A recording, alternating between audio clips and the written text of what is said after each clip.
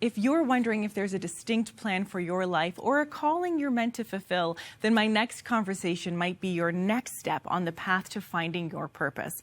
Joining me now to share her personal story is artist, dancer, and worship leader Sammy Strayer. Welcome to 100 Huntley Street, Sammy. Thank you, Laura. I cannot thank you enough for inviting me and having me here. It's such an honor. So thank you. We're so thrilled that you're joining us today. And Sammy, you have such a unique expression of how you worship God, and it's through the movement of your body, through dance, contemporary dance. It's very inspiring.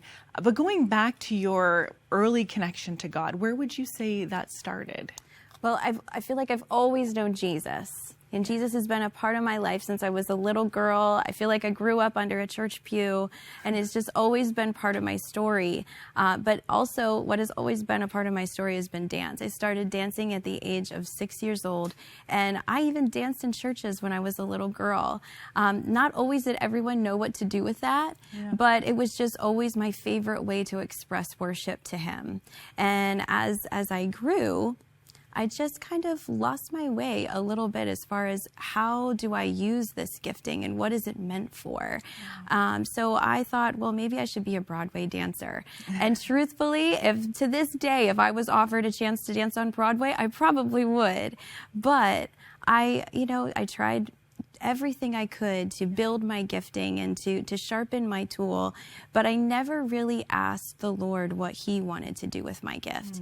And so as I grew into my teenage years, it became very frustrating because I heard the voices of chase your dreams and reach for the stars, but also have a backup plan and do something a little bit more realistic and make sure that you can have an income and, that you have stability and all those things. And it became very, very confusing for me to find a way to use my gift of dance and still live. And again, I never really asked the Lord what He wanted me to do with that gifting.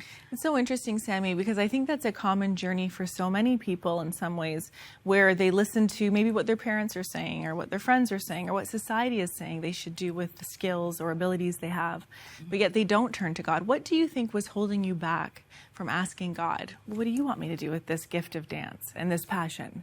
I think part of it was fear and insecurity.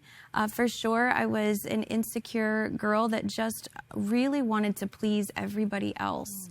I think I had this inner desire to make everybody else more happy than even making myself happy or making the Lord happy. So I would have rather have had everyone else just approve than to sit before God and really dig deep and ask what He wanted me to do. Yeah, and sometimes we don't think we can ask God those things, like will He be that specific or tell us, or there's all the different layers. But the danger is, of course, when we're not asking God what He wants for our life, like you said, all different voices can start to shape where you're headed. And then you look for meaning in places where it's actually quite dangerous to find meaning. Oh, absolutely. And there was a time in my life where I just kind of spun the wheel of trying to figure out what to do and actually laid dancing down. I didn't stop taking dance classes per se, but I just gave up on that dream altogether because it frustrated me and scared me so much that I thought, well, I'll just pick a major and I'll pick a college and we'll just hope for the best. And so embarrassingly enough, I changed my major 5 times and I changed my college 4 times, just trying to figure out what am I here for? What is my purpose?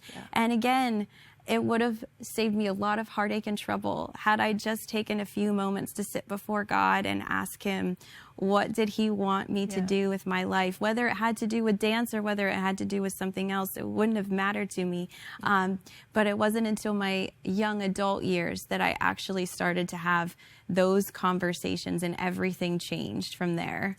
That's so neat. And something else that changed for you in your young adult years was who you were around. Your husband, the man who became your husband, came into your life. How did God use that relationship to help solidify your journey in life? life? Oh, it was such a pivotal moment because I was really at a crossroads at the time. I was 20 years old, again, following the wrong path. I still knew Jesus. I still belonged to Jesus. I just wasn't walking step in step with him. Yeah. I kind of helped put him on a shelf and kept him at a distance. But the very moment that I met my husband changed my world forever. He is such a man of faith and wisdom, and being brought into his life and also in his family's life just re-inspired me to really take a deeper look at what I was doing with my life and what I was called towards. And he, from day one, not only did he have me feel so assured that he was loyal and faithful to me, but he's always been supportive of my giftings, and he actually helped to speak life back into my gift of dancing to continue doing what I love, but to do it for the Lord. It's incredible, and sometimes it does take that other person to call out the gifts in us. It's such a common journey because God is showing us that we need each other. This doesn't just happen in isolation where we suddenly understand our purpose in life. Absolutely. And your husband, you got pregnant with your daughter, Lacey. Yes. And this began to spiral towards a deeper part of your story, and it got even clearer. You were at an event and people ended up praying over you. Tell us a bit about what happened there. Yes, so I had promised to dance at a youth conference in front of several hundred students. This is the first time I would ever do anything like this. I had to travel to South Carolina. It was quite a drive. I went all by myself, about 4 or 5 months pregnant. But this was the first time that I heard the voice of the Lord amidst my insecurity and wanting to kind of back out. Before I left, and I was thinking about pulling out of this event, he said, "Sammy, you need to go do this." Like, it was so clear that I had to go to this event. And so I went, 4 or 5 months pregnant, very much out of shape, less prepared than I wanted to be. But I put forth my best effort, and I kind of stumbled all around, did my best, and afterwards, these few hundred students came forward, they laid hands on me, and the youth pastor at this church prayed me into dance ministry. And not only that, but they prayed over the child that was in my belly at the time about how this child was going to be anointed and appointed for worship as well. And that moment changed everything. And today, actually, Lacey usually performs with you and does these songs with you in worship and dance. She's also a dancer, and so is your other daughter. You've got another daughter. Lacey and Reese. They're ages 12 and 8, and Incredible. They both love to dance, and God has called them both with this gifting. You know, there's only so much you can do as a mama to pass on what you love, but really, they have to want to love it too. And I promised I would never force this gift upon them, but they just have it. God has given them this gift as well. And I'm so blessed to have 2 daughters that share that love of dance and worship of the Lord with me. Well, I think they're so blessed to have a mom who understands their gifting, and they don't have to try to figure it out for so long because you see it clearly in them, because now here you are, you worship God with dance.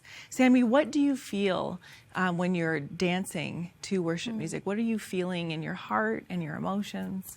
It's the time that I feel the most connected to Jesus, because it's never about a performance.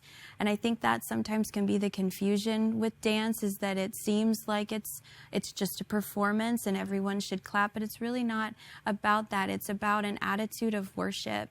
And I'm not the most talented dancer in the world. I'm not the most talented dancer in my town, but I just really love to utilize that to worship him, because when I'm dancing for him, I just feel like he's the only one in the room.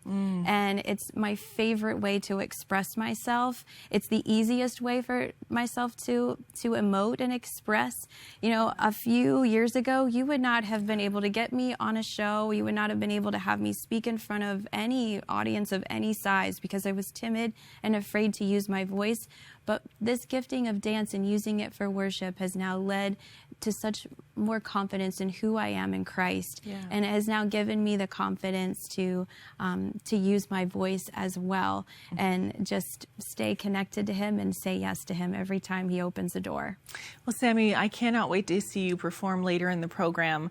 And just one last quick question here. For that person watching who feels called to the arts, but as you said earlier, feels like they should have a backup plan. They're not so sure if they should be using their gifts in the arts or for God, and they're really uncertain about that calling. What would you say is a word of encouragement to them as they discern where God is leading them? First and foremost, I would say dedicate yourself to prayer. Just pray all day, every day if you have to, until you get that clarity from the Lord. But also just be willing to give the Lord your yes, because it might not look the way that you think it should or that it would. You know, like I said, I thought that I would be on Broadway, or I thought maybe I would be a commercial dancer. And it didn't, my path didn't turn out to look that way. And that's okay, because God had a whole other path and a whole vision that I'm still watching day by day, step by step. That path is being rolled out in front of me, but it is a day-to-day walk. You have to be patient. Nobody likes that word patience, but there's been opportunities that I had prayed for a good solid 10 years before I actually saw the fruit of that happen. And so just dedicate yourself to prayer. Be available when the Lord calls your name. You know, I was in Israel in the spring and I learned this beautiful word, and it's Hineni. And Hineni means here I am. And if you just tell the Lord, here I am, I'm available to be used. Use this gifting for whichever purpose you've called it towards, whether it's what you do professionally or what you do in your living room when no one's watching. Either way, if it's for Him, He will use it and He will be glorified through it. Oh, Sammy, this is such a good word of encouragement. Hineni, I love it. Well, thank you so much for sharing your heart, for encouraging our viewers today, and I can't wait to see you dance later. Thank you so much for having me, Laura. It's been such a blessing. Thank you.